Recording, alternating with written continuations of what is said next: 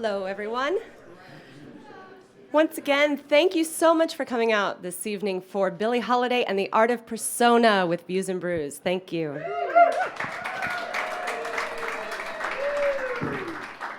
Before we get started, there's just a couple things. We will be coming around toward the end with a microphone to take your questions. Just have your hand up and wait for the microphone to come to you because we are recording this evening, so we want to make sure to get you on tape.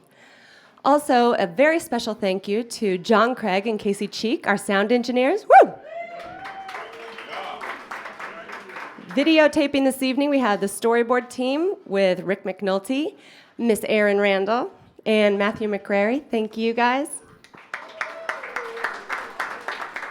Behind the bar for your drinking pleasure, be sure to tip your bartenders, Chris Luack and James Morgan. Thank you. And from KUT, making everything possible, Hawk Mendenhall, Keith Neisler, Amy Chambliss, Matt Munoz, and the lovely Miss Kayla Gabriel, who will be around with the microphone a little bit. Thank you, guys. You can check out more information about Views and Brews on the storyboard section of our website. So I am Rebecca McEnroy, and with me this evening to discuss Billie Holiday, rabbi, historian, jazz musician, Neil Blumoff. Thanks for coming. Sure. And you brought something very special to kick off this discussion with. I did. Thank you. And thank you for coming out, everybody. I just wanted to frame our conversation with a poem by Rita Dove. Nobody? All right. Rita Dove, contemporary poet. She wrote a poem in 1989 that's called Canary. And I think it really speaks to where we're after tonight, and which will be hopefully revealed in our conversation and also in the beautiful music by these wonderful musicians, which we'll get to in a moment. So this is Canary. Everybody ready? Billie Holiday's burned voice had as many shadows as lights, a mournful candelabra against a sleek piano, the gardenia her signature under that ruined face. Now you're cooking drummer to bass, magic spoon, magic needle, take all day if you have to with your mirror and your bracelet of song. Fact is, the invention of women under siege has been to sharpen love in the service of myth. If you can't be free, be a mystery. Sharpen love in the service of myth. I love it. Very good. Well, let's back up. Let's unpack this this amazing woman. What was her childhood like? What do we know about it? Sad childhood. Sad and invented. She was from Baltimore. Really? Right.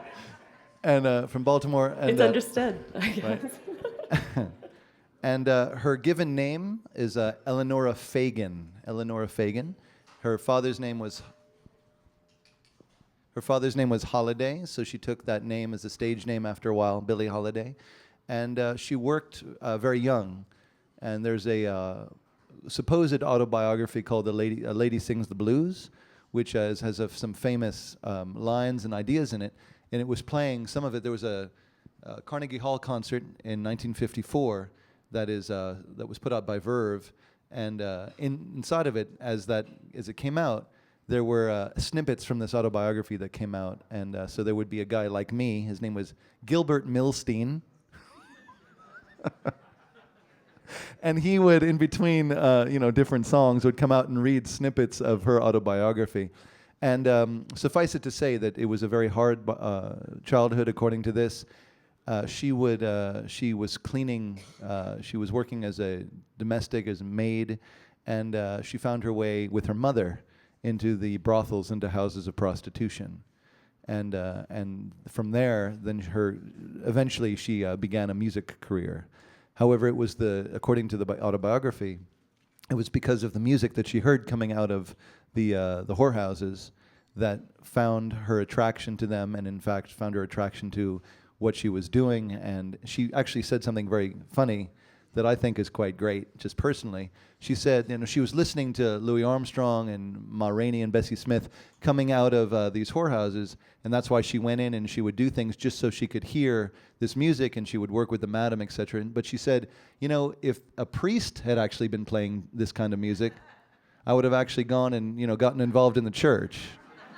So if that's not affirmation for what we're doing here tonight, I have no idea what. And very early on, they knew she was musically talented.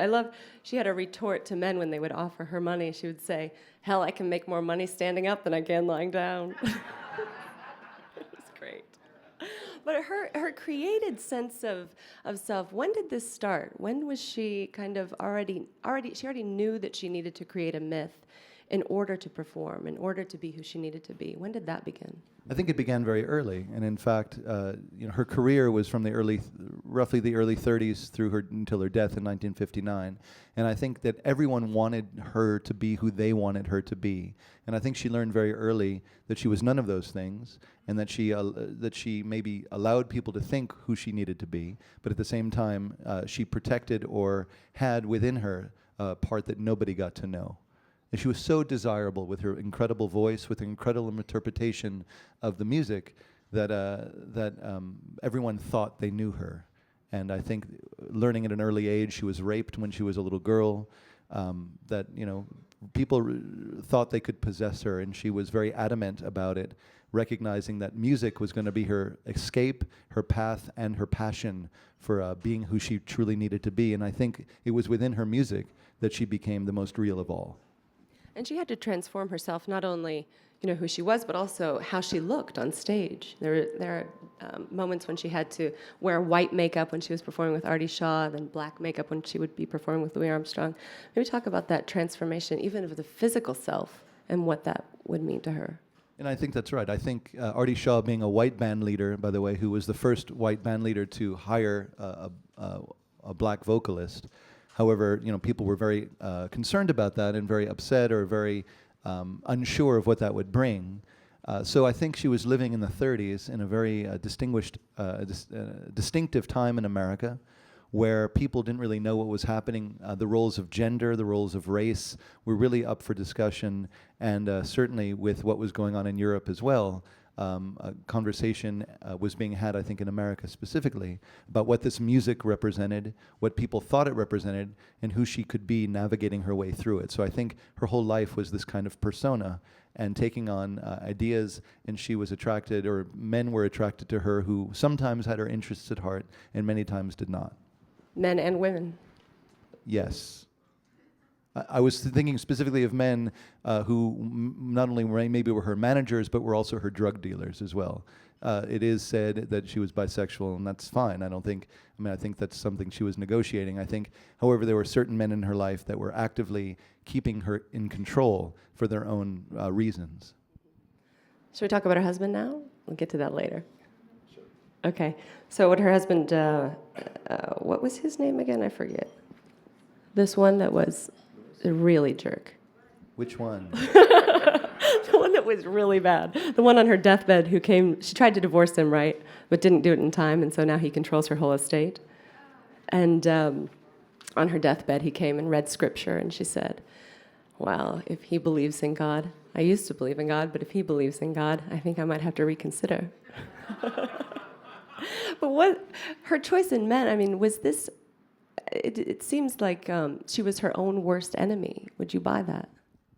Could be. That was Louis McKay, by the way. Louis McKay, that's it. So I think that it could have been that she was her own worst enemy. I think that she, again, with her incredible connection to her music and the way that she became the music, and as she became the ensemble, and she was one of the very few who the musicians respected, in terms of a vocalist, or a female vocalist specifically, who entered this very masculine world, and the musicians were very much deferential to her as she led the ensemble, as she let people know specifically what she wanted, and I think that was very, very important, and showed how she brought her all to her being in the moment. Very much like those of you who may remember Charles Mingus specifically, who also had a difficult time as a child, and became something much bigger in his own autobiography. The autobiography, Lady Sings the Blues, was really written by a guy named William Dufty, and I know you want to have that quote, which was mostly taken from press releases and things other people had said about her, and some of it was invented. Most of it was invented with maybe a core of truth in between, or in the foundation of it. The quote, the one where she said, I hope you send it to me because I haven't read it yet. Right. She was at a press conference and somebody said, so in your autobiography it says X, Y, and Z, and she says, oh, I haven't read that. Will you send that to me? So your autobiography. Right. So I think that was really a sense of her commodification, her use. She was in. There was a Ebony article about her in the late 40s, early 50s, that sort of championed her femininity. But it was. I mean, a lot of that was just to sell things, and a lot of it was just to fulfill society's views of what a black woman jazz person, vocalist should be in that time period, where she tried to transcend all of those things all at once. And I think it took a toll. So I know that we have a lot of music this evening, and I don't want to hold up by a lot of conversation. So could you introduce the first couple pieces? Certainly, and I will.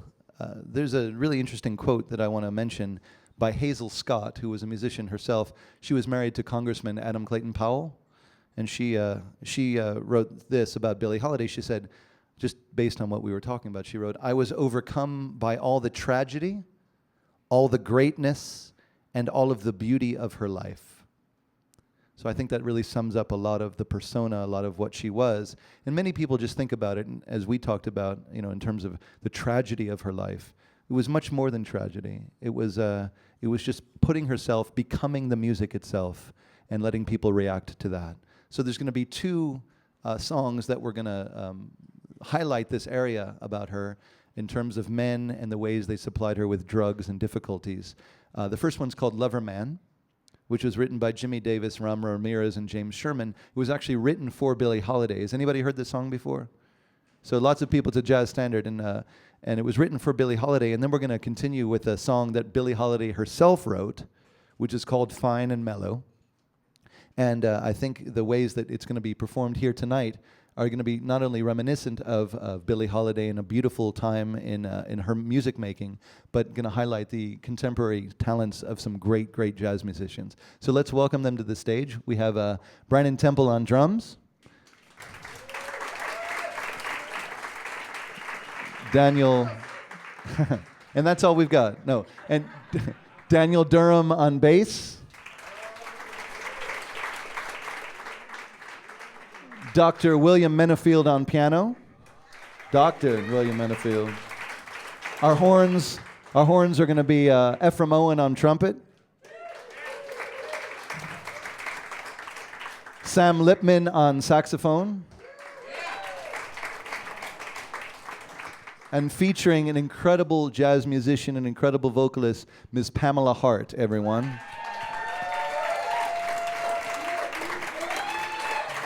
So this is Lover Man and Fine and Mellow. Sorry. You okay? I'll get out of your way now.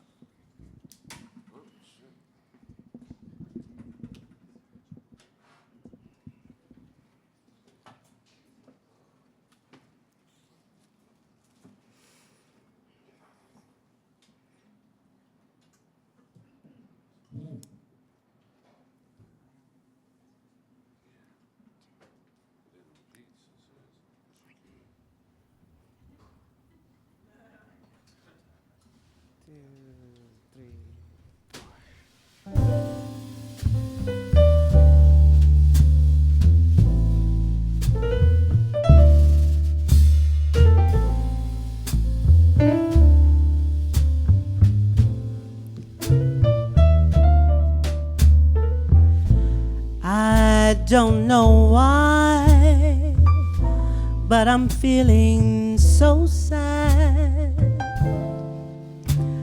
I long to try something I've never had. I never had no kissing. Oh, what I've been missing. Lover man, oh, where can you be? The night is cold and I'm so all alone. I'd give my soul just to call you my own. Got a moon above me, but no one to love me. Love a man, oh, where can you be? I've heard it said that the thrill of romance can be like a heavenly dream. I go to bed with a prayer that you make love to me. Strange as it seems, someday we'll meet and you'll dry all my tears, and you'll whisper sweet little things in my ear, hugging and a kissing, oh, what we've been missing. Love a man, oh, where can you be?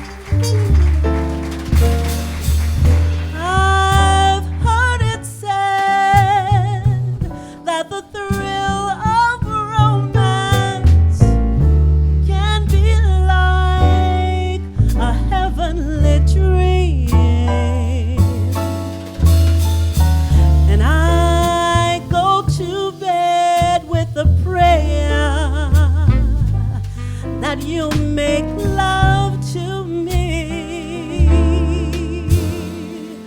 Oh, strange as it seems, someday we're gonna meet and you'll dry all my tears. Then you'll whisper sweet little things in my ear, hugging and a kissing, oh, what we've been missing. Love a man, oh,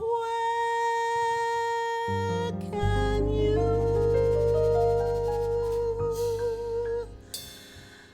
be?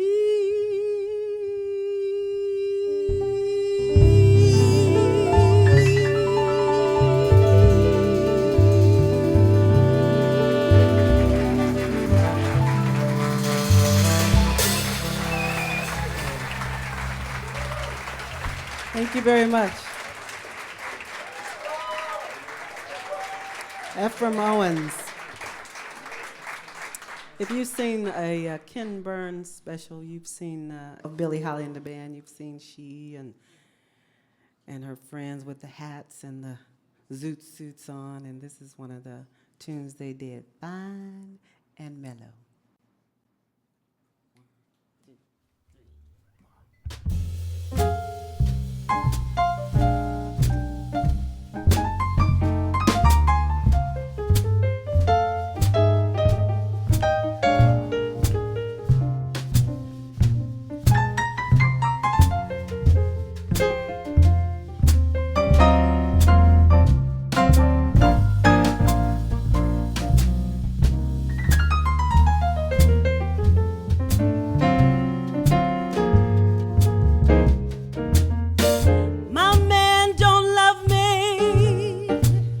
He treats me all so mean. My man, he don't love me. He treats me all for mean. He's the lowest man that I've ever seen.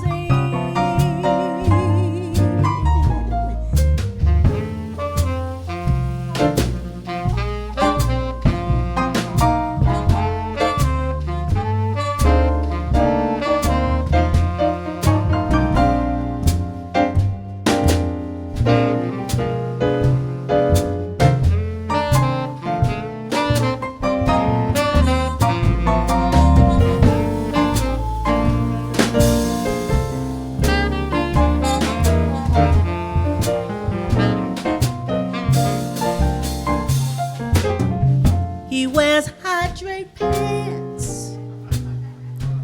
Stripes are really yellow.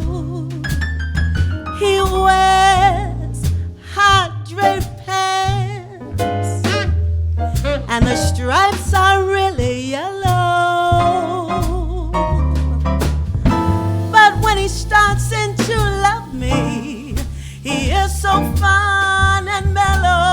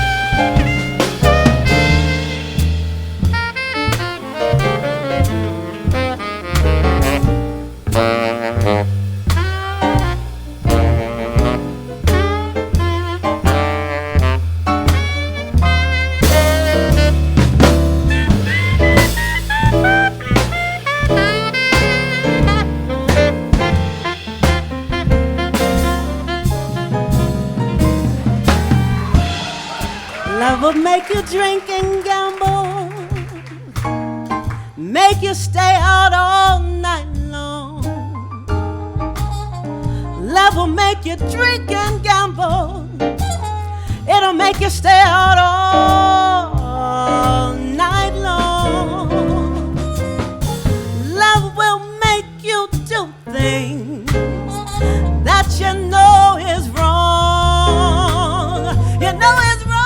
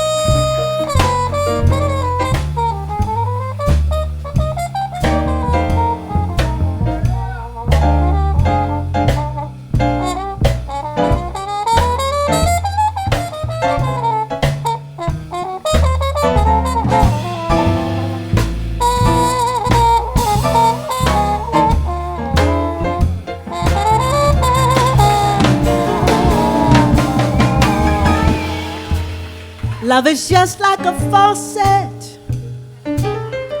It turns off and on. Love is just like a faucet. 'Cause sometimes it turns off, but then it turns right back on. And just when you think it's on, baby, it has turned off and gone. Oh yeah. Oh yeah.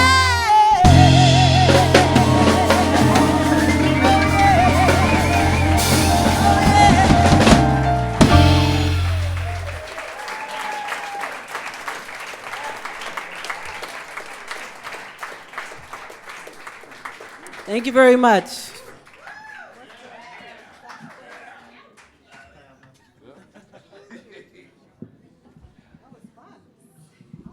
So how about that? What do you think about that?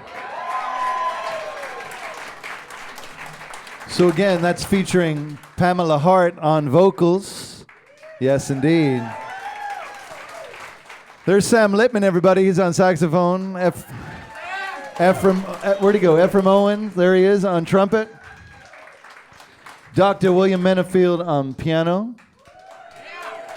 Daniel Durham on bass and Brandon Temple on drums. They'll be back up in a minute. What do you think, Rebecca? It's pretty amazing, is what I think. Bringing Pretty Billy good. to life, huh? Pretty freaking great. So it's actually interesting that during the performances of things like Fine and Mellow, she would actually have that kind of banter with the audience a lot. And in fact, they'd be saying, "What is it? What is it?" And then they would answer the question. And so you're doing great, everybody. Good work. Good work. It contrasts, though, to the way that she never wanted to see the audience. She just wanted to hear him. She just wanted to hear them. She just wanted to interact, Right. All right there. I think she was in the moment. I think anybody who performs or as an artist in that way, you sort of get in what we now call the zone, but you certainly want encouragement from people who want to support you. Mm-hmm. Absolutely. So I think that's... Don't want to see them. Don't want to see anybody. So let's talk a little bit about her performance style, because it was so unique. It was a lot different than a lot of the singers at the time. How did she interact with the band, and why was she different than other performers? No, I think that's a good question. By the way, if anybody's interested in a really thoughtful conversation about Billie Holiday, I would recommend In Search of Billie Holiday by Farrah Jasmine Griffin. You writing this down? Okay, good work. So I think she speaks a lot about this, and the idea is that she, as I said before, was really part of the ensemble. She wasn't the, quote, girl singer. She really, and there's really fascinating tapes, by the way, that are now CDs. I think that's what's catching on nowadays, is that if anybody goes out and buys the complete Billie Holiday on Verve, does anybody own that? It was put together by Phil Schaap, who's a wonderful music guy, disc jockey up in New York. And there was a session that she came to Artie Shapiro's house in 1955, and Jimmy Rolls' house, and Jimmy Rolls was there too. And Billie had quite a night, as was her custom, and she came in, and unbeknownst to anybody, Jimmy Rolls was actually rolling tape. So there's hours of the three of them, these two white guys and Billie Holiday, who are really interacting in a really intimate, wonderful way of just saying, well, what was the relationship like between, integrated, whatever. One guy would call her, so-and-so, and she'd respond saying, you're a so-and-so together. But it was really in love, and it's a really incredible thing if y'all want to check it out. Again, the complete Billie Holiday on Verve, which really illustrates a real at-homeness that she felt with her musicians. And at the same time, that she was more than just a singer, right? Nothing wrong with that, by the way, but she was deconstructing and rewriting melodies. She was improvising melodies, and it was very clear from these tapes and other things, she knew exactly what she was looking for. She wasn't just, stoned and just doing her thing, right? She knew exactly, and there was incredible participation and preparation that she demanded from everybody ahead of time. Count Basie was, who she was singing with, was, a little too much for him, but for others as well, that it was a possibility of a new art form. So I think as she improvised, and as she improvised the form as much as the music, she was redefining jazz not only as it had been in the swing era in the 30s, really going forward for singers like Abbey Lincoln and Dee Dee Bridgewater, and even folks like Dinah Ross and the hip hop folks that we have today. She really redefined what it meant to be a singer, and specifically an African-American female singer. And she was also, I mean, who was she listening to that maybe would have given her this idea that this type of malleability was possible? Right, I think that's a great question. She was listening to everybody, and specifically to Ma Rainey and Bessie Smith, but to Louis Armstrong and to others as well, who would not compromise on redefining a whole new idiom of American music, which became known problematically as jazz, right?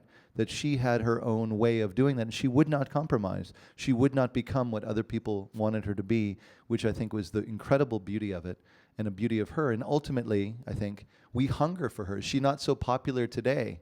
Because we hunger for what she had and the artistic vision that she had. And yes, she was her own worst enemy, but she also is inaccessible, ultimately. And as I think Miss Griffin, Dr. Griffin says, to know her is an act of faith. To think that you want to connect with Billie Holiday ultimately is a religious act. It's an act of faith. So I think that that's a really beautiful way to think about it. So it's outside. Hello. So it's outside the realm of maybe technical expertise and more really connecting with the human spirit. Absolutely. I heard a fantastic story about how, or a quote, someone said that when Ella Fitzgerald sang that your man has left, he might have left and gone down to the store to get some milk, but when she sang it, he left. You could see him slam the door and walk out, and you fall on the bed, and the whole thing. So she really expressed something that was inexpressible technically. I think that's right. And we recognize, I think, in fear that it might happen to us as well. And I think that fear and anxiety that we have, that she expresses so naturally, is what keeps her art alive and vital for not only musicians, but for anyone who enjoys her music also. So many people said, oh, finally, Billie Holiday, somebody who's accessible. Well, I think, in fact, she's probably the least accessible of them all. And in a way, is remembering her as a tragic figure somewhat of a safety net for us to fall into? It's easy. It's easy for us to say, oh, this is the way it has been for, African-American vocalists and females, etc. And absolutely, there's myths, and to get behind those myths and to say, who is she and what is she? And yes, there's this aspect of her that is perhaps a little seedy and difficult, but this aspect is ineffable and incredible. Both are true, and if you can have that complexity to exist in the world, then that in itself is an act of faith, and that is exactly who we are. We so much want to judge people, don't we? Let's not do that. Let's accept the fullness of who Billie Holiday is and accept the fullness of who we are, and we'll be better people. Amen. Who is it that said her virtue needs explaining, not her failings? Right. Yeah, that's for sure. Let's talk a little bit more about the 30s. What was going on in the 30s, and why the next piece I know that we're going to hear, "Strange Fruit," was such a significant piece, and why she was hesitant to perform it at first. Well, how much time do you have? Because this started late. We did. We got about 10. Is that what we got, Matt? So the 10 in the morning. So before we get to "Strange Fruit," we're going to do Miss Hart's going to do "Summertime," which, by the way, was written by George Gershwin, who wrote the words, and yeah, you always say Ira, that's for sure. But just tell us. Stop I'll with it tell you. already. DuBois Hayward, by the way. Who? Anybody? Nobody? Oh, so he's the one who. Thank you. He's the one who put together Porgy and Bess and the libretto for George Gershwin's opera that was begun in 1931, 1933, and in 1935, Billie Holiday was the first musician to make "Summertime" accessible. She's the first one who sort of brought it to the quote American charts. And the reason I want to mention that is because while "Summertime" was a collaboration, if you will, and I know that's a debatable point, between George Gershwin and DuBois Hayward, "The Strange Fruit" was written by a guy named Abel Maripol. Anybody? Right. Abel Maripol was just this. He was a high school teacher, and he was an incredible guy. Who, by the way, little fun fact for your next party: Abel Maripol and his wife could not have children. That's not the fun fact. Well, the fun fact is that he and his wife adopted Robert and Michael Rosenberg. Anybody? Julius and Ethel Rosenberg's two children. So the confluence of events that happened in the 30s is much more than, I would say, and you can talk to me after this, but this is, if the book's coming out from me, this is where the book's coming from. That this is much more than, a race issue. Strange Fruit was written by Abel Maripol. It was performed first by Billie Holiday in 1939 at a place called Cafe Society, which was a club that was put together in 1938 by Barney Josephson, another fine Jewish man, who was the was the first integrated nightclub ever. And it, by the way, it featured Lena Horne, Pearl Bailey, Carol Channing, Zero Mostel. Yep, yeah, so people like that. So it was really an incredible place. It was called, by the way, Cafe Society, was called The Wrong Place for the Right People. And it was supposed to, and this is why I'm saying this, it was supposed to mirror European political cabaret. And the way that it was doing is, I think, Strange Fruit came out, and so many people were so against it because it speaks specifically, Abel Maripol and obviously Billie Holiday speak specifically about the lynchings that were going on, and it names it. It names it. And you have a quote, I think. What's that? Edith Piaf quote? Oh, well, that's not a quote. This is just. What is it? Well, no, it's a funny thing. I mean, it's like it made. It's not funny, but it made. I mean, Strange Fruit was so impactful, and it was such a seminal piece that when Billie Holiday's cabaret card was taken away from her, the FBI wrote her a letter and said, "If you stop singing Strange Fruit, we'll give it back to you." And it was taken away because of her drug and usage. she didn't give it. She didn't stop singing, obviously. So I think that Strange Fruit represents, it's an anthem, I think, for the unionizing. By the way, Cafe Society sort of went by the wayside because Barney Josephson's brother was indicted or appealed to by the House Committee on Un-American Activities, right? So there's a whole idea, I think that there's a whole sense of this time period in Strange Fruit epitomizing the influence of the Holocaust and the rise of the civil rights and 60s freedom movements as well. In Europe, Strange Fruit was incredibly popular. It was requested 2 or 3 times in a concert. And she was lionized for it, and then she made 3 trips to Europe, by the way. She was incredibly just brought out the red carpet, and by the 3rd trip, she was booed off of stages everywhere. So it's an incredibly fraught piece and an incredibly fraught idea. That this Strange Fruit became a racial profiling piece. It became an indictment of police harassment, of brutality, and I think the sense of what it is and who it is with us today, and the legacy is with us today. So again, it's so simple to say, literally, this is a white issue or an African American issue. There's so much to talk about that's so much more ambiguous and so much less precise than that. And I think our world needs more of that to understand it. So should we get to it? Mm-hmm. So we're going to hear Summertime, a wonderful collaboration between George Gershwin and Du Bois Hayward, I think, although scholars debate that. And before we do that, though, I want to just mention, because Summertime, you guys enjoy Porgy and Bess sometimes? Okay. So much of Porgy and Bess, by the way, is written, this is a little plug, can I do this for 10 seconds? Was written based on Jewish liturgical motifs. Nobody? It actually is. So the idea that you'll hear, what? What'd you say? Too much, I said. Is that too much? Okay. So the idea that you'll hear Miss Hart sing Summertime so soulfully, if you can just close your eyes for a second and just hear Gershwin, who grew up in a synagogue, by the way, just la la la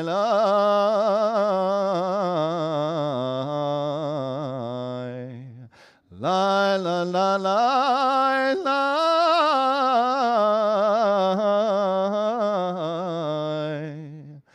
la la la la la la la la la.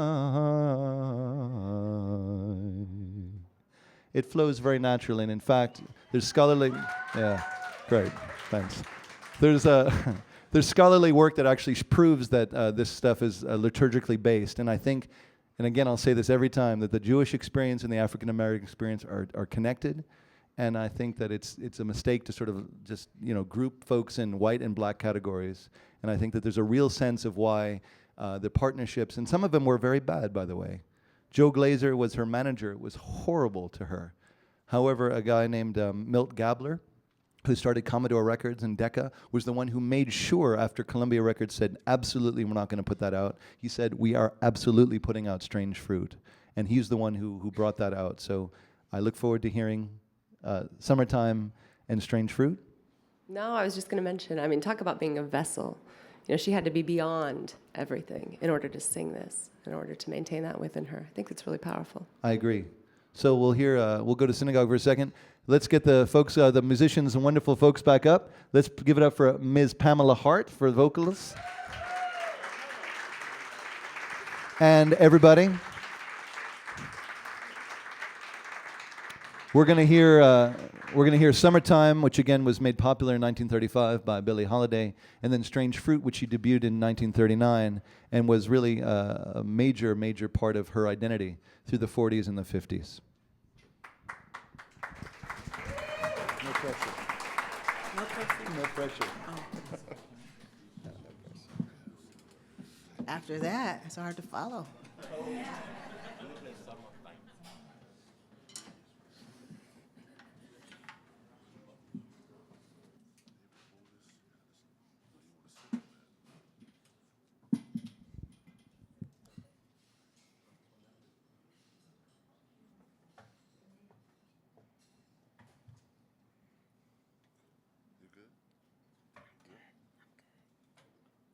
Thank you. You're so sweet.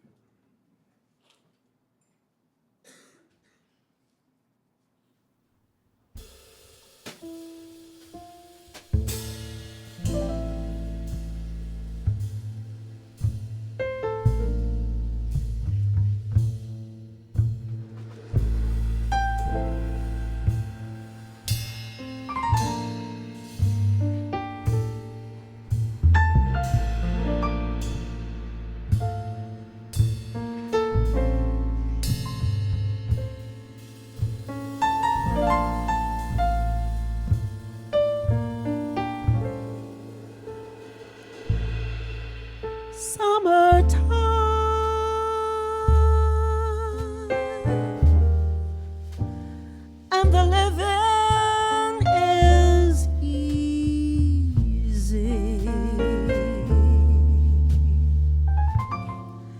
Fish are jumping,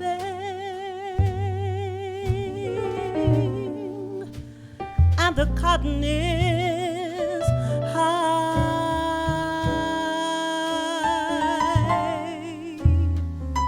Your daddy's rich, and your ma is good looking.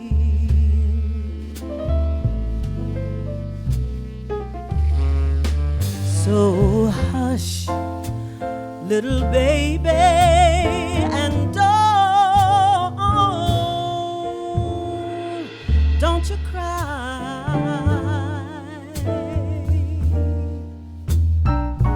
One of these mornings, you're gonna rise up singing.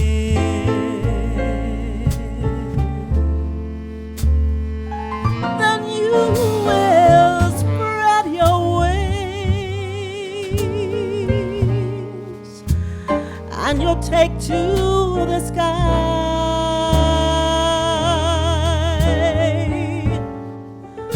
But until that morning,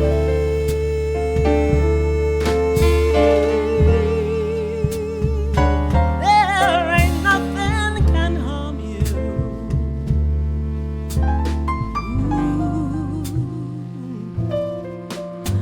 With your daddy and mommy, stay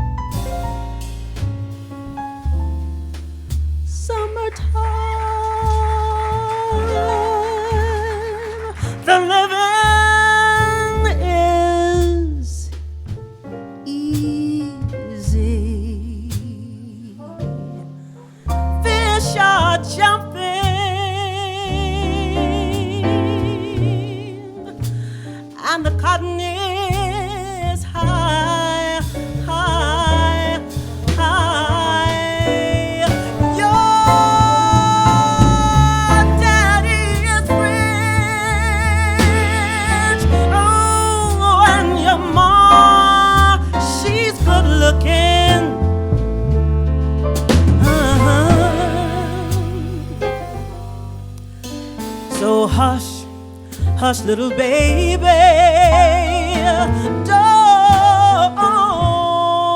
don't you dare cry, 'cause one of these mornings you're gonna rise up singing. Ooh, yeah. And you will spread your wings, and you'll take to the sky.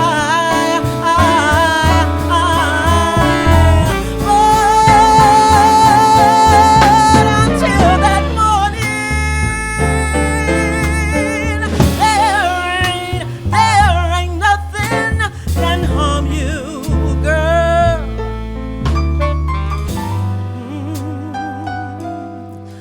With your daddy and mammy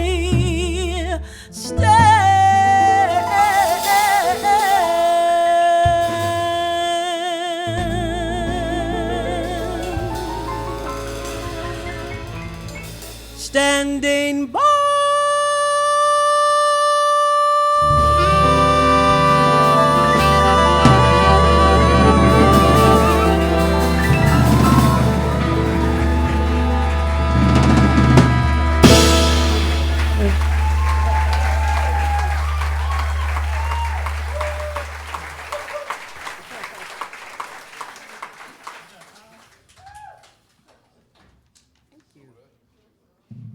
Ooh, I like this making up stuff on the spot.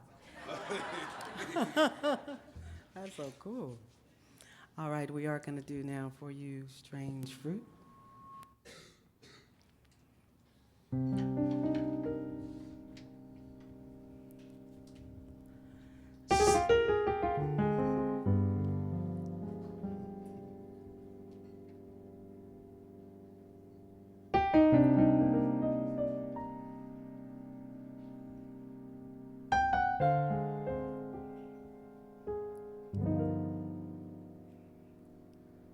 Southern trees bear a strange fruit, blood on the leaves and blood at the root, black body swinging in the southern breeze, strange fruit hanging from the poplar trees.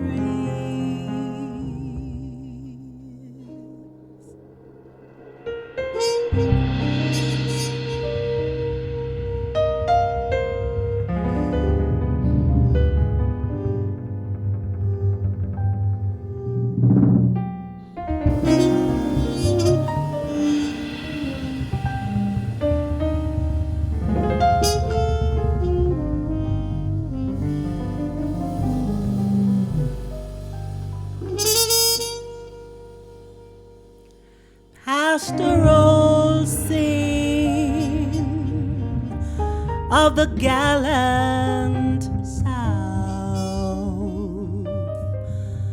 the bulging eyes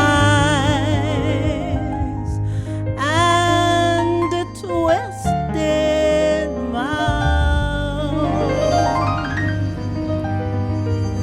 scent of magnolia, sweet and fresh, then the sudden smell of burning flesh.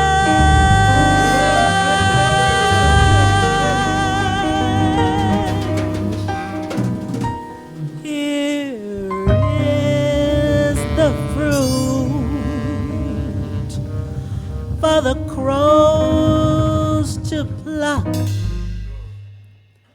for the rain together, for the wind to suck, for the sun to rise, for the tree to dry.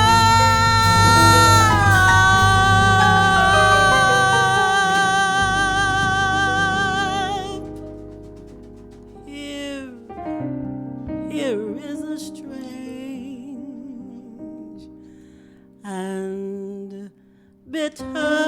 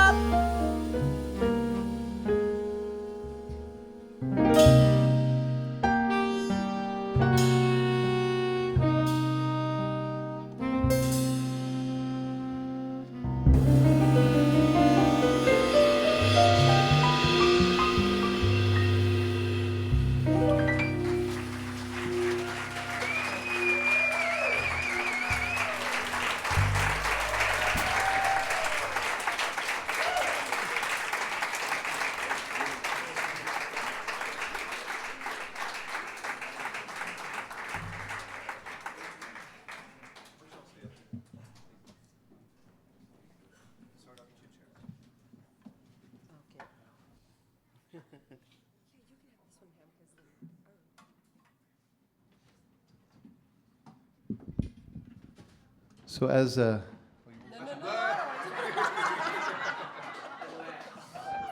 yeah. So when that was performed or debuted in Cafe Society in 1939, and as it became more popular, did I take your mic? No. What happened is that Barney Josephson would make sure that all the wait staff would stop doing what they were doing.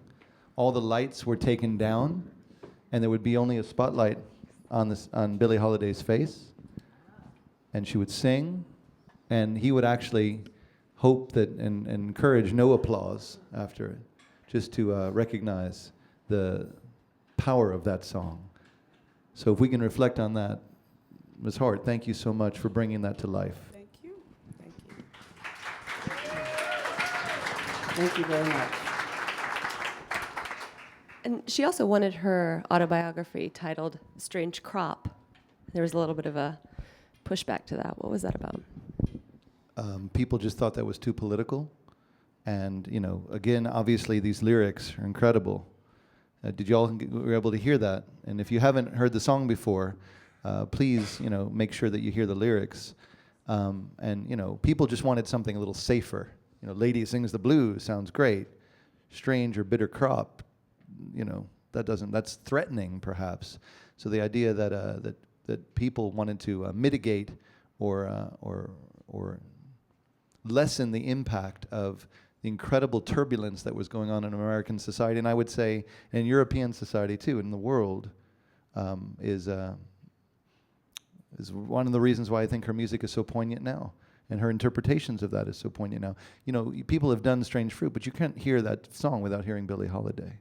And I think that she became that song, and I think her life was a metaphor, if you will. I mean, there's obviously a lived life, but a metaphor for all that was what was happening in America in the 20th century, and all the undercurrents as well, and all of those things that I think she was ripped up from the inside. And always wanted. Even on her deathbed, she was arrested for heroin possession. She wasn't. I'm gonna come sit. You're gonna be. You doing okay there? I'm gonna come sit here. I don't want there to be. Feel kind of strange. Politics, and, I don't want that to happen. Is that all right? You're in charge. Is that all right? Watch out. So so here's the thing. So she was dying, and one of you want a chair? So and the hospital staff called the police, and they arrested her on her deathbed for possession of heroin, and I think that just sums up her life. That just sums up that other people wanted to control her and possess her and engulf her. And what are you going to do? I mean, so she was arrested and she died. I'd like to open it up for questions, if we could. Kayla, you have the mic? But first of all, I'd like to ask Pam, when did you first hear Billie Holiday? Do you remember? Yes, actually, I first heard of Billie Holiday from the 1972 movie, Lady Sings the Blues, and so I sang that whole album. And then when I moved to Austin in '82, and when I decided I wanted to become a singer, I called some of the singers here, Susie Stern and Mady Kay, and found out that the Austin Public Library had lots of albums. And so I went and said, who is this real Billie Holiday? And I liked her right away. And what I especially liked about Billie Holiday's music, because when you hear it, you either like it, or you don't, because it's heavy. But what I really like is, when I learn to sing, I imitate everything about a singer.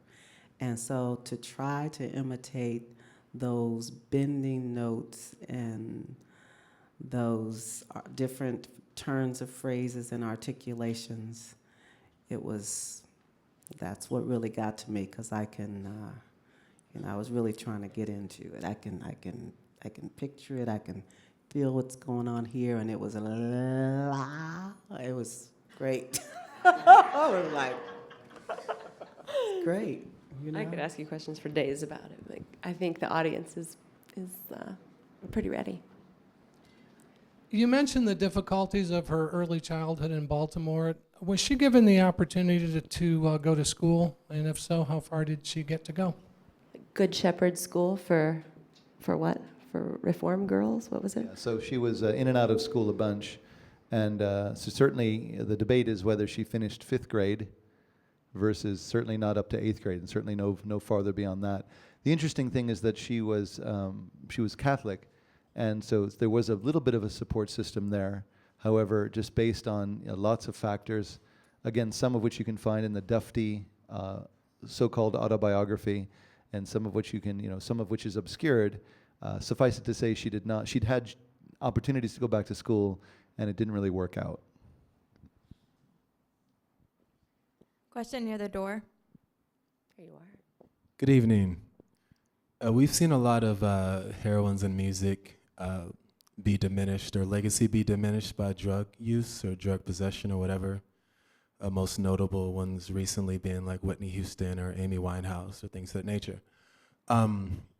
How do you reconcile, Billie's legacy with her drug use? Because some people would see that as diminishing her and snuffing her out earlier than her time, but how do we reconcile that and come to a deeper appreciation for, how her drug use, affected and brought the edge to her music? Well, it's a really good question, and I think that one of the many things that makes Billie Holiday so great is that she was redefining an age, and coming out of a time when the 30s was jazz, if you will call it jazz, or swing, was really America's music, into a time of war and into a time of bebop and things after that. And I think she redefined for generations what it would be like to be a singer or vocalist, and to bring herself into the music. I think drugs represented something that was, and as you said, is ubiquitous even currently among musicians, and it's something that I think is something that just exists, and people have to find their way and their discipline to navigate beyond it or past it. I think there's always dangers within any profession, and I think that music is notoriously open to lots of things that serve to break down, and I think that's true in any situation where you have things that can so heal people and make things transcendent and make things incredible. You can leave here listening to Ms. Hart's music different person than you used to be. I would hope that you would be. The spontaneous reactions you had for Fine and Mellow and Summertime, and with that incredible high of possibility comes, I think, an ever-present sense of the degradations of our lives. So there's a really incredible quote that was part of her obituary. She died in 1959. written by a social scientist named Eric Hobsbawm. And he wrote exactly, I think, where you're getting to. He wrote this. He wrote, "What sort of middle age would she have faced without the voice to earn money for her drinks and fixes? Without the looks, and in her day she was hauntingly beautiful, to attract the men she needed without business sense, without anything but the disinterested worship of aging men who had heard and seen her in her glory." So what does society and what do, if you will, men do to musicians specifically, but specifically female musicians, women musicians, that we have to possess them and bring them into a particular place? And it's fraught. And what would she have been like? What would it have been like without the drugs? Hopefully better and tender and softer. I don't think it would have diminished her impact in music at all. I think there's something significant, though, about the way that drugs are associated with Billie Holiday's legacy. I mean, Louis Armstrong was using drugs when he was 11 years old, and I don't think people necessarily go straight to drugs when they do Louis Armstrong, when they look at Louis Armstrong. I think it's, to remember her as a tragic figure. When she was, I read somewhere that when she would be arrested for drug use and she would go into rehab, it really wasn't that significant. So it wasn't like drugs were playing that big of a role in who she was. But the fact that she was associated with them is pretty big. Right, and I think the first time she was arrested, she was sentenced to a year and a day, and she got out in 72 days of good behavior. The second time she was arrested in San Francisco, and she was acquitted. But you're right, the cabaret card was obviously a huge impact. I mean, what does it feel like to you when you mention the name Charlie Parker? What does that sound like? What images does that evoke to you versus the name Billie Holiday? And is there a difference? And should there be a difference? And I think you're absolutely right. The ideas of how we navigate a woman's hope for freedom and to define a genre of which she's so greatly associated. Go ahead. This is a story I read years ago about Billie, and I think it was either Lena Horne or Dinah Washington that they were performing at the same place together shortly before her death. And she said that as Billie was going onto the stage, she noticed that there was a safety pin holding her bra strap to her bra, and her bra was ratty and dirty. And what was so significant to her was that it told her that no one was looking out for Billie anymore. She was all on her own. And that was shortly before her death. That's interesting. I mean, I also read something that she wouldn't spend any money on herself. She didn't want, she was told to, buy a new mink coat when she had a lot of money, and she wouldn't do it. She just wouldn't, spend any money for herself, yet she would give so much money to these men that treated her like nothing. And the gardenia, which was really a big part of her persona as well. The story is the first time she was given the gardenia, she pinned it to her head, and she didn't realize that the pin actually went into her head. And she actually passed out after the second act, and with all this incredible, because she was, you can do a lot with that. I'm not going to speculate why that is, but just, I agree with you. The fragility of who she was and the strength that she portrayed are two very different things that we need to hold together. Maybe she wasn't even looking out for Billie Holiday. Maybe we have time for about one more question, and we want to ask the band some other things too. You had mentioned that she used music, and she was very intentional in using it to transcend poverty and to give herself a better life than she could have otherwise had. But I'm curious as to how conscious she was of the way her music impacted culture around her, and therefore how conscious that was, how much effort she really put into making her music an agent for change, or if that wasn't possible, how much she wanted to reflect the changing times around her, and how much she was really aware of that. Well, I think she used her life to be an agent of change, and just based on the relationships that she had with the musicians, specifically Lester Young, And the hats, Prez, pork pie, nobody. Okay, great. That the idea is that they really recognized how professional she was, how invested she was. I mean, does anybody really know what's happening around the world around them? And did people know? Does Martin Luther King know? Does John Kennedy know? Do they know? When the Civil Rights Act was first passed, the first one in 1957, did people really know what was happening? I mean, it's a good question. And I think that she was uncompromising in being authentic in the moment, in not compromising that, and yet still carrying with her the highest heights and the lowest lows into what she was doing. Was she an incredible musician, an incredible improviser? Yes. Was she conscious of being an agent for change in the world? I don't know, but certainly the generations that came after her certainly recognized her for that, and laud her for that even to this day. Maybe Pam, what is the significance of performing her music now? And what do people tell you?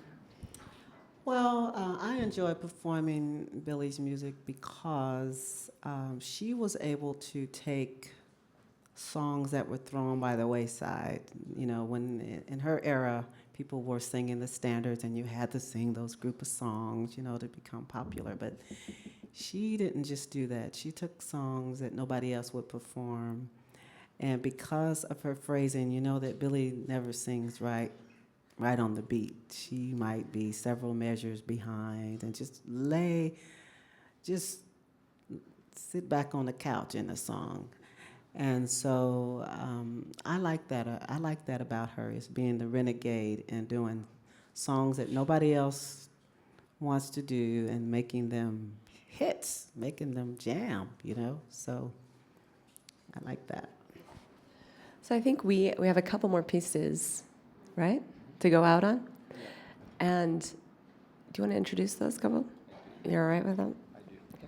So, and again, and I just don't want it to think that it's a specific group of folks who were really inspired by her. And as I said, Abbey Lincoln or Dee Dee Bridgewater or others. Frank Sinatra actually quotes Bille or credits Billie Holiday to be one of his greatest influences in how he interpreted music, specifically, as you said, for laying back a little bit on the beat and allowing things to be a little bit less structured.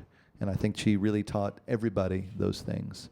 So there's two more songs, and music's such a funny business. The first is called God Bless the Child, which is an interesting maybe collaboration between Billie Holiday and Arthur Herzog in 1941. We're going to take it all the way back to the beginning as we began. The second song is called Ain't Nobody's Business If I Do, which is a song from the 1920s that was associated with Bessie Smith. And some of these lyrics, actually, when Diana Ross was singing this and others were singing, they consciously changed some of the lyrics. And in soundcheck, I am so pleased that you did not. The lyrics is, I'm not going to ruin it for anybody, I hope, but one of the lyrics is in this last song is, I swear I won't call no copper if I'm beat up by my papa. And I'd rather my man would hit me than for him to jump up and quit me. And these honest portrayals of life, I think, are really part of her life and something that we can't sweep under the rug. You and I put on these airs of respectability and of civilization, and we hide behind, what we're taught to think about, ourselves and, African Americans or whites or Jews or Catholics or whatever's going on. I think she really demanded that we get past our comfort zones of labeling each other and allowing ourselves to really speak honestly about the very different things, the truths behind the truths that are there. And I'm going to leave you with this quote as we prepare to hear God Bless the Child and Ain't Nobody's Business. She's called an unanchored abstraction, where in this postmodern age that she means nothing and can therefore mean anything. And I hope that in our own lives, in our own assessments of life, that we hear her music and her incredible musicianship and realize how courageous she was and how brave she was to be who she needed to be, to blaze new paths of honesty in a world that was very, very difficult. So I'm so pleased to be able to share this time with you, and so pleased, Ms. Hart, to hear you and our wonderful musicians. So again, it's Brandon Temple in the back on the drums. There he is.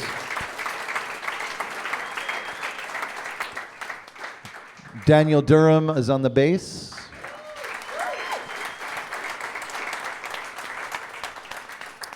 William Manifold, so beautiful on the piano. Ephraim Owens on trumpet.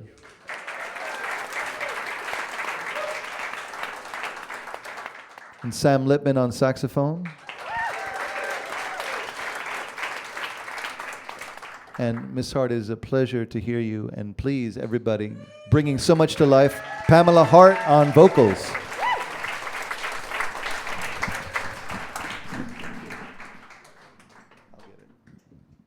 Should we put a couple more chairs up here?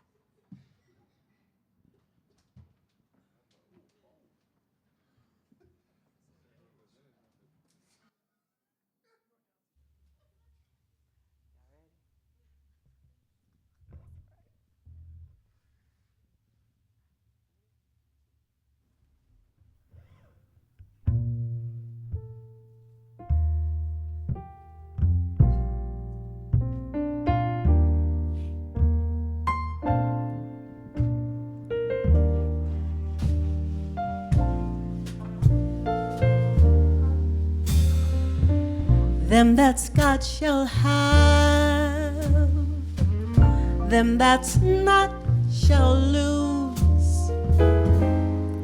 So the Bible says, and it still is news. Mama may have,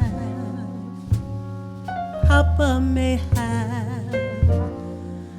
God bless the child who's got his own, who's got his own.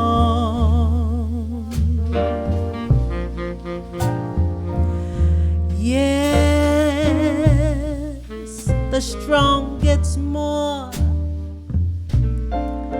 while the weak ones fade. Empty pockets don't ever make the grade.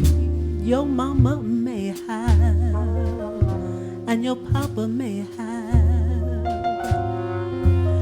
but God bless the child who's got his own, who's got his own.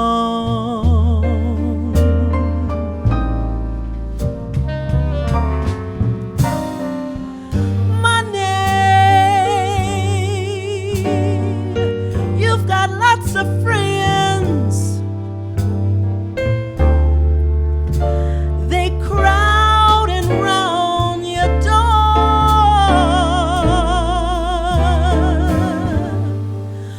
When you're gone and spending ends, they don't come no more.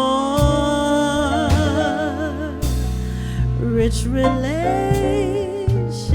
give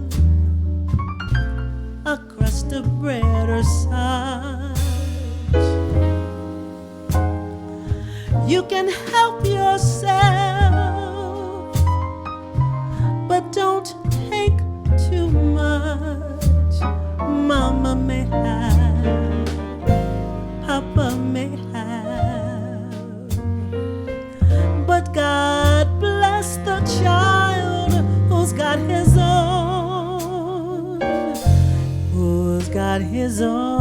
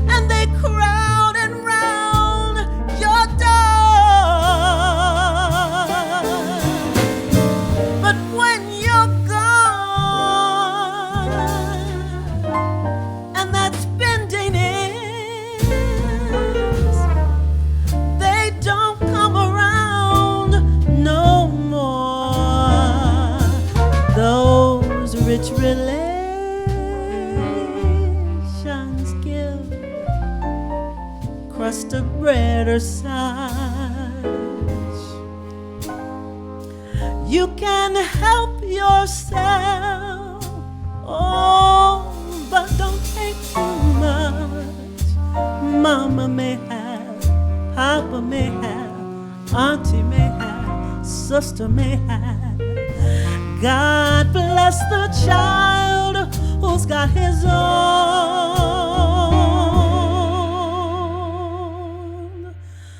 who's got his own.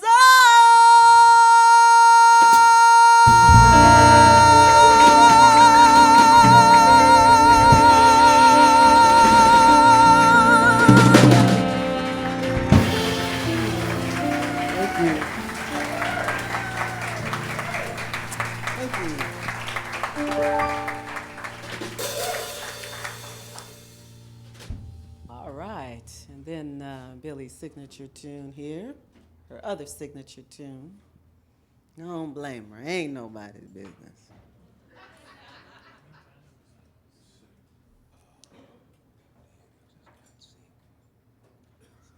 Oh, poor Daniel. Is that the last one? Okay. Poor Daniel, he wasn't feeling well, so y'all think about Daniel.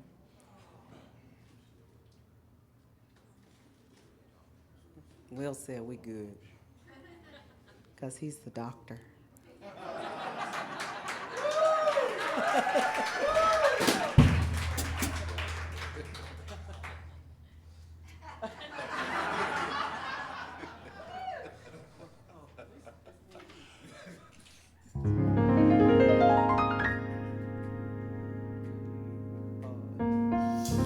There ain't nothing I can do,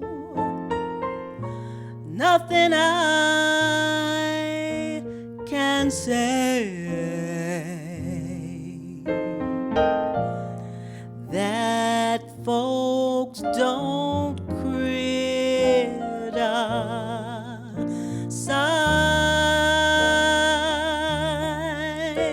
me, but I'm gonna do what I want to anyway.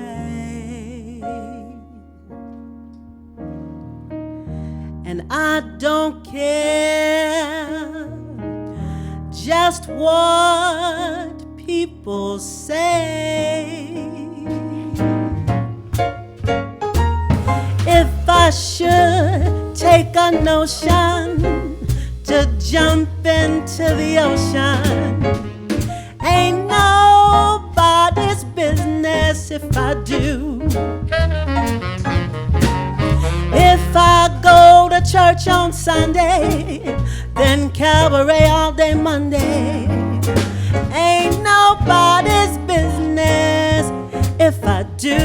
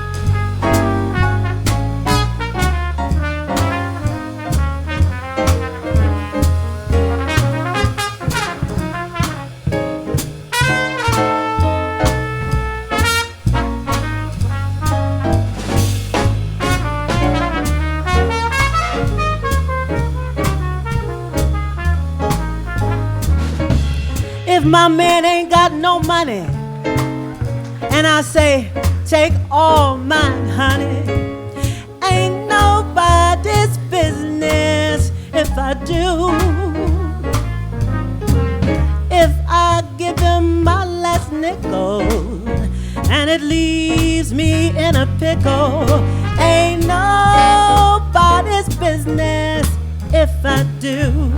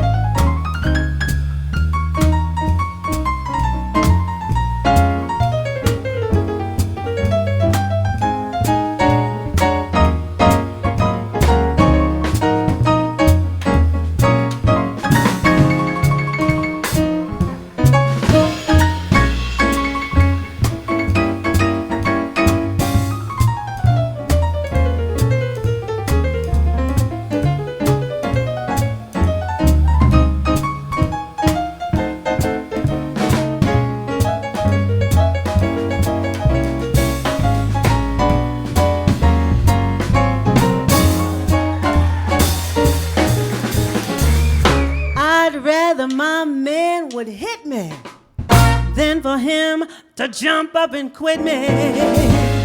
Ain't nobody's business if I do.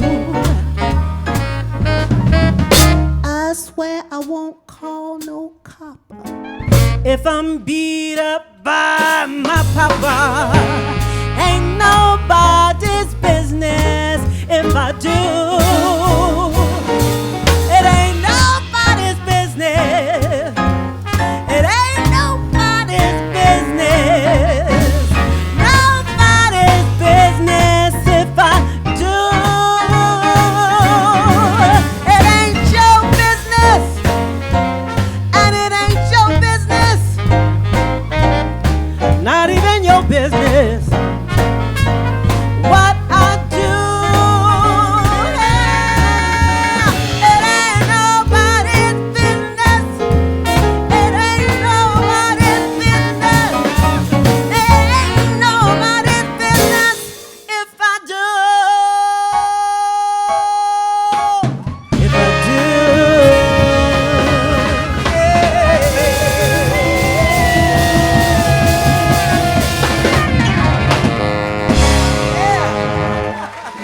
Thank you. Thank you very much.